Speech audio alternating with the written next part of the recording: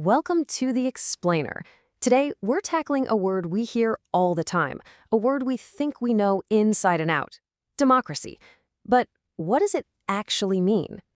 A great place to start is with this classic definition from Abraham Lincoln: government of the people, by the people, for the people.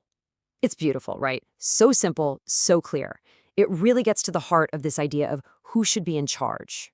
But the reality can get a whole lot messier. I mean, take a look at this cartoon. You've got soldiers putting up a sign for democracy, but it looks just like some fast food logo. It really makes you think, right? Is this the real deal, or is it just a brand name someone's trying to sell? And that right there brings us to a huge problem, what I like to call the democracy dilemma. You've got all these different governments, totally different from one another, but they all call themselves democracies. They all hold elections, they all talk about the will of the people, but the way they operate can be night and day. So how in the world are we supposed to tell a real democracy from one that's just, putting on a show? The label itself clearly isn't enough. What we really need is a checklist, a way to actually measure it. All right, let's get into it. Okay, so to build this checklist, let's start simple. We need a basic definition, something we can all agree on as a foundation. This is a pretty solid starting point, right? It immediately helps us sort things out. We can easily separate a democracy from, say, a monarchy, where king or queen just inherits the throne, or a military dictatorship, where power is taken by force. In those systems, the people don't get a choice. Simple.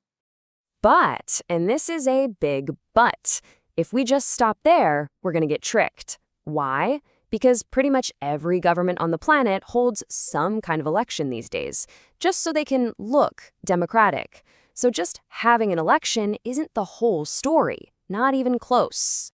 So to really understand what's going on, we have to dig a little deeper. We need to break that simple definition down into 4 key features.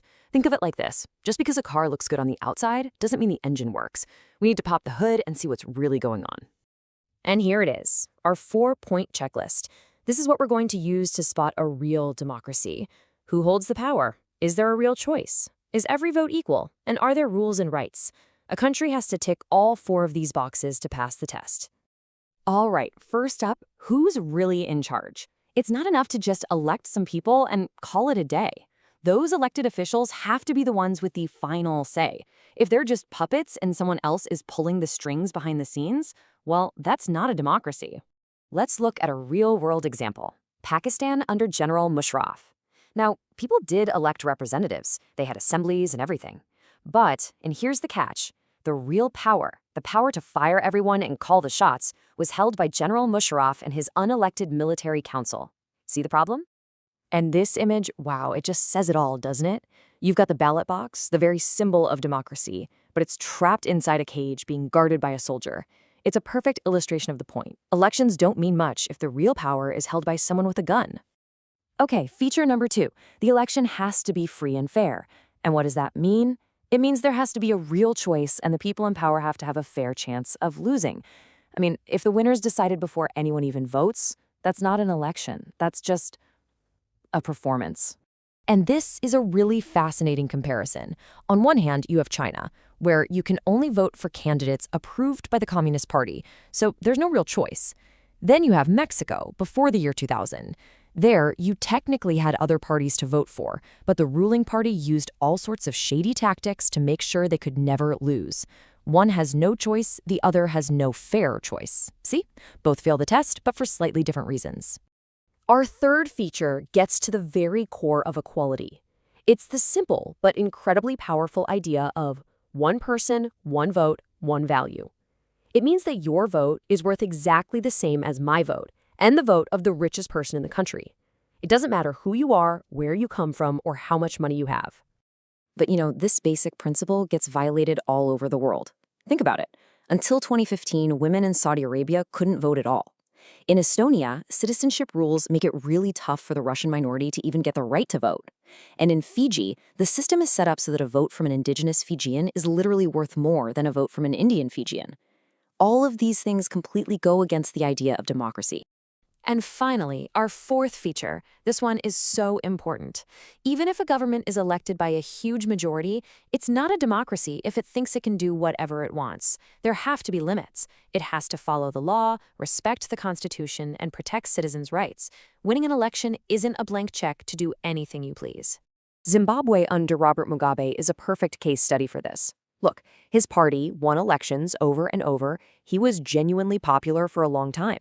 But what did he do with that power? He changed the constitution to make himself stronger, he crushed opposition parties, controlled the media, and just flat out ignored rulings from the courts. Being popular doesn't make you a Democrat.